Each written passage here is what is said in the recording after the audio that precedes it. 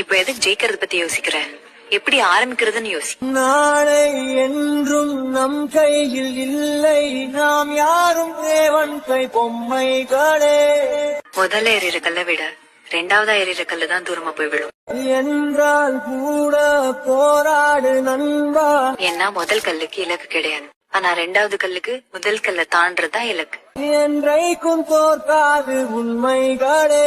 திரும்ப எடு, முதல்ல எடுத்ததை விட கண்டிப்பா பெஸ்டா தான் வரும். உசைன் போல்ட்டை போல் இல்லாமல் ஓடு, கோல்டு தேடி வரும். உங்கள் வாழ்வும் ஒரு ஒலிம்பிக்கல் போலே வேர்வை வெற்றி தரும்.